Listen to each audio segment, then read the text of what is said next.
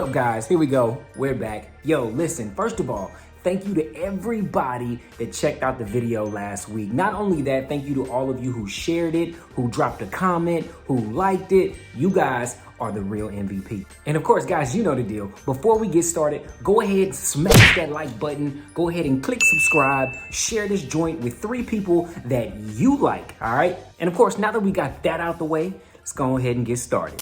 So after last week's video, we got a ton of dope feedback. But one of the main things I kept seeing over and over was folks asking me, yo, Dave, how can I find my purpose? What's the meaning of life? Why are we here? And can your next video be about finding your purpose? And so, of course, my first thoughts were, really? You serious? I mean, there are people who have written entire books about finding your purpose. There are professionals who have devoted their entire careers to researching how to find your purpose. I mean, there are folks who have searched all over. They've looked high and low. Searched all over. I looked high and low. And you want me to make a 5-minute video? Well, buckle up, because I'm going to give it a try. I'm going to give it my best shot, and let's just see what happens. But first things first, let me give you a little disclaimer. All right, this is not an exhaustive approach to finding your purpose. All right, this is not going to be the end all be all on how to find your purpose. Not only that, look, guys, I am not a life coach. I'm not a mentor. I'm not a public speaker. I'm not a pastor. I'm not a counselor. I'm not none of that. Remember, I'm just a regular dude trying to navigate and walk in my purpose just like you. Luckily, I happen to know a few coaches and speakers and pastors who just so happen to be friends.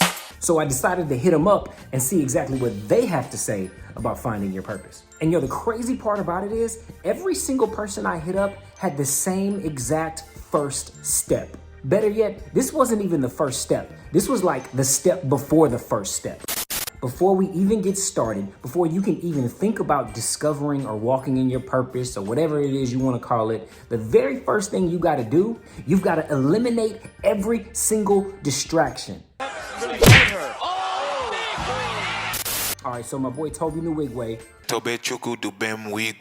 from the SWAT literally told me you have to disconnect from the mania of the world. And one of my homies, Ricky Getwood Jr. said, before you get started, you got to point out and remove all the direct low vibrational distractions, like all the mental and the physical. Yo, and my homie, Billy Dorsey Jr. wrote an entire book about finding your purpose called In the Right Seat. And he said one of the very first things you got to do is remove all the negative influences from your life. But check it, if you don't want to take my word for it, if you don't want to take my homie's word for it, the Bible even says that you've got to strip off every single weight that slows you down, especially the sin that so easily trips us up, and let us run with endurance the race that God has set before us. And then boom, once you've eliminated all the distractions, and now that you have a clean slate or a blank canvas, you can begin painting your perfect purpose. Just one more thing before we get started. Now, most would suggest that finding your purpose has a lot to do with what you do, right? Like, I'm a DJ, I'm an athlete, I'm a rapper, I'm a teacher, I'm a pastor, I'm a mom, I'm a dad, I'm a daughter, I'm this, I'm that, you name it. Look, I could literally go on and on and on and on. But after researching and investigating the topic just a little bit further, I discovered that your purpose isn't so much what you do, but why you do it. Okay, guys, so check this out. Once you have wiped the slate clean and gotten rid of all the distractions, I had to go back to my homie Billy Dorsey's book because he proposes this mind-blowing 3P formula. Blowing my mind.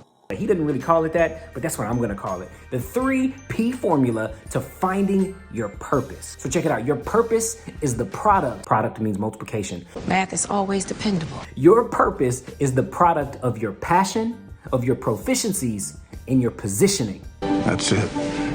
That's right. So in order to get to your purpose, or your nexus as Billy calls it, all 3 of these P's must line up and intersect. Listen, let's start with passion, all right? Finding your passion is a key ingredient to finding your purpose. Now, passion is that thing that like pulls you, that drives you, that compels you. I mean, it keeps you up at night. It's the thing that you can't stop thinking about. What moves you forward, It's that thing that more than likely you'll do for free.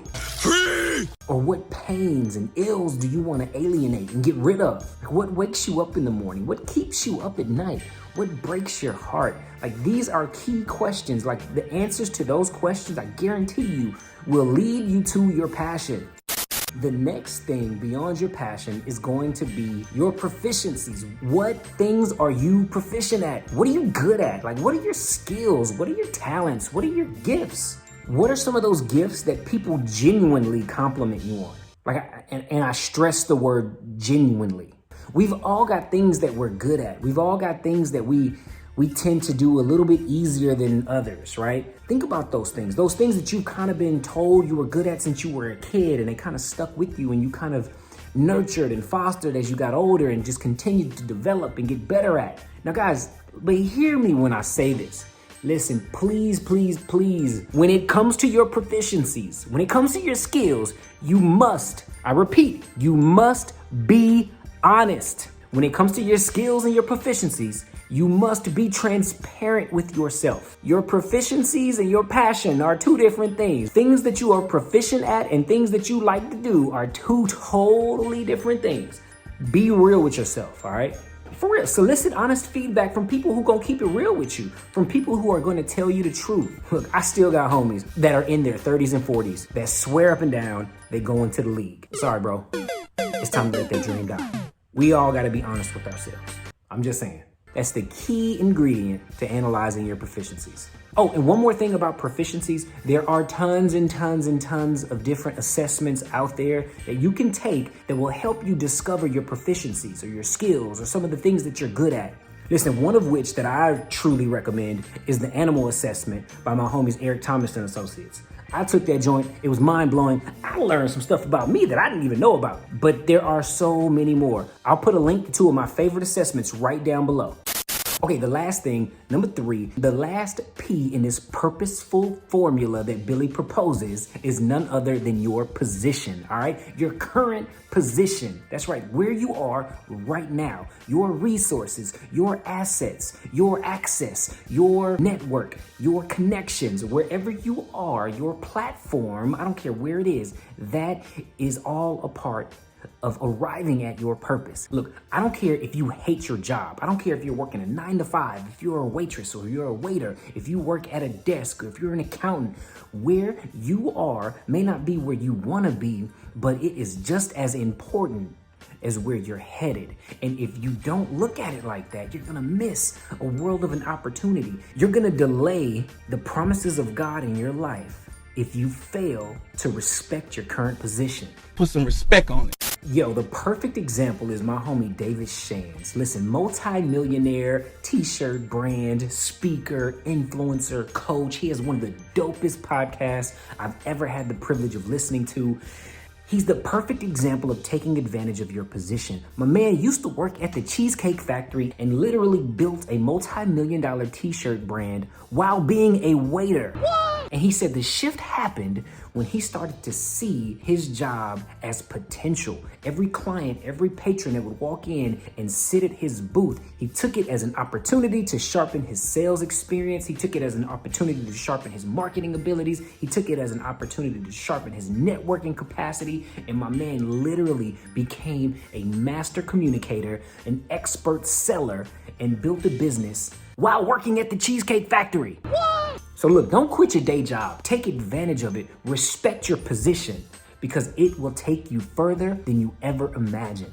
And yo, when these 3 things collide, your passion, your proficiencies, and your position, you arrive at what Billy calls the nexus. I must be at the nexus of the universe. Or in other words, your purpose.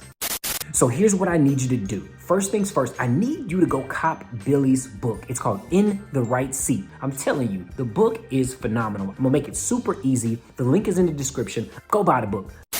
Number 2, the second thing I want you to do is I want you to make a list. I literally want you to write down all the negative influences and distractions that are stopping you from reaching your purpose. Number 3, I want you to write down everything you're passionate about. Remember, ask yourself, what is it that keeps me up at night? What is it that wakes me up in the morning that I can't wait to get to?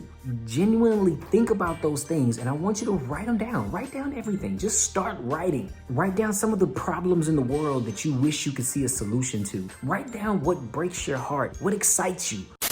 Now, the next thing I want you to do is I want you to list your talents and your gifts and your skills. Now, don't get discouraged if it's not a long list, all right? Because I want you to be honest. Here's a list that I don't care how long it is, right? Remember, we don't want to be good at a lot of things. We want to be great at a few things, okay? And if you're having trouble finding inspiration, or no lie, if you're having trouble thinking about what you're really good at, solicit advice from people you trust. And if you don't have people in your life that you trust, what I want you to do is I want you to take an assessment. I've listed 2 assessments in the description below that you can take that will give you a clear and honest assessment of your skills, your gifts, your talents, and your personality traits.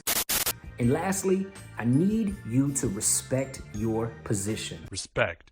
All right, I don't care how dissatisfied you are with the current position of your life. I don't care how much you hate your job. Oh, I hate my job. What I want you to do is I want you to start looking around for opportunities where you are. Respect your present. Your present is a present, all right? Shift your perspective. Take advantage of the moment. Start by being thankful for where you are, regardless of how horrible it may seem, regardless of how mundane it may seem, regardless of how disconnected from where you really want to be it may seem, because I guarantee you there is something about where you are right now that you need to discover in order to get to where you want to be. So be true to where you are right now.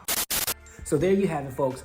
It was a tough one this week. I didn't think I could do it. Again, like I said earlier, it's not an exhaustive approach, but it's my best shot at helping you guys find your purpose. And no, I ain't even gonna lie to y'all. Like, it helped me out. I wrote down a list, okay? So go cop my man Billy's book. Go to grownosave.com. Once again, thank y'all so much for kicking it with your boy. Don't forget to smash that like button, subscribe to the channel. And lastly, I don't want you to just ask yourself, what's gonna happen if I do this? I want you to ask yourself, what's gonna happen if I don't? We're out. I'll see you next week.